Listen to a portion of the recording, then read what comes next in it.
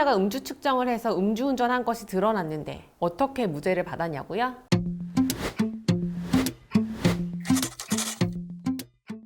여러분, 음주운전을 해도 무죄를 받을 수 있을까요? 대답은 받을 수 있다입니다. 음주운전 무죄, 어떤 경우에 받을 수 있을까요? 몇 가지 유형이 있지만 오늘은 경찰이 절차를 위반했거나 증거를 위법하게 수집해서 무죄가 나온 사례에 대해서 말씀드리겠습니다. 이런 게 어떤 경우냐면요. 피의자가 음주운전을 한 것 같다고 어떤 사람이 신고를 했어요. 경찰이 신고를 받고 출동을 했는데 피의자가 이미 집에 들어가 버린 거예요. 그래서 경찰이 피의자 집에 찾아가서 초인종을 누르고 음주운전 신고를 받고 출동했다. 밖으로 나오셔서 음주 측정을 하시라고 했는데 피의자가 집에서 나오기를 거부했던 거죠. 경찰은 밖으로 나오라고 하면서 피의자와 실랑이를 벌이게 되었고 피의자의 집 현관으로 들어가게 되었습니다. 결국 경찰은 피의자를 설득해서 음주 측정을 하게 되었고 그 결과 혈중 알코올 농도 0.1%로 측정이 되었습니다. 이 피의자 과연 어떻게 됐을까요? 음주운전으로 벌금형이나 징역형에 처해졌을까요? 아닙니다.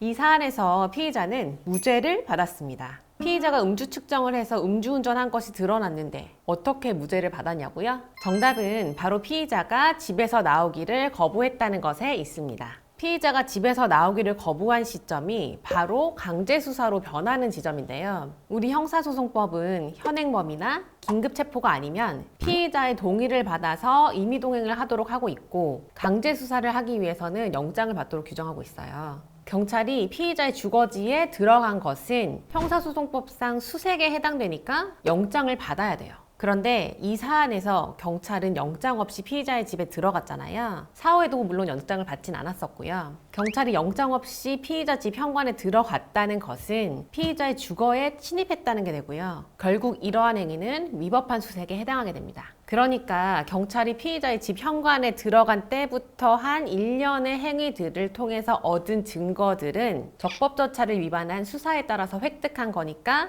유죄로 인정하는 증거로 쓸 수가 없게 되는 거죠. 물론 현행범으로 체포를 한 경우에는 영장 없이도 피의자의 집에 들어갈 수 있어요. 그렇지만 이 사안에서 피의자가 이미 주차를 마치고 집에 들어갔잖아요. 또 도로가 아닌 피의자의 집을 음주운전을 한 범행 장소로 하고 보기도 어렵고요. 그러니까 이 사안에서는 피의자를 현행범인으로 보기 어렵다고 판단한 거죠. 경찰이 피의자를 현행범으로 체포하지 않기도 했지만요.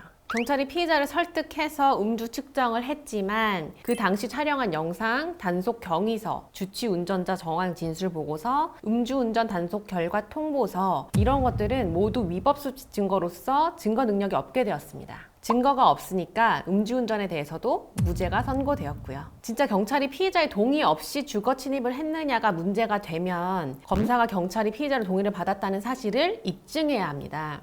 실무적으로는 CCTV 영상이나 수사보고서, 증인의 진술 이런 것들을 통해서 위법한 수사였는지를 판단하는데요. 사실 이런 증거만으로는 피의자가 운전하기 이전에 술을 마셨다는 사실이 입증은 되지만 피의자가 도로교통법 위반 수치인 0.03% 이상 술에 취한 상태로 운전을 했다는 사실은 입증하기가 어려운 거죠. 검사가 입증을 하지 못하면 무죄가 선고되는 거고요. 따라서 수사 과정이 위법했다거나 강압에 의한 수사를 받았다면 음주운전을 측정하게 된 경위를 꼼꼼히 살펴보고 위법 수집 증거가 있는 경우에는 증거 능력을 적극적으로 부인할 필요가 있습니다. 다만 개개별로 상황이 다르니까요. 조금이라도 유리하게 주장할 점이 있는지를 전문가에게 상담받아 보시기 바랍니다. 지금까지 제가 말씀드렸던 건 음주운전 하라는 게 아니에요. 음주운전을 했지만 그 조사 절차가 위법할 때 이렇게 주장하고 대처해야 한다는 거 말씀드리는 겁니다. 절대 음주운전하지 마세요. 저는 음주운전 무죄 2편으로 돌아오겠습니다.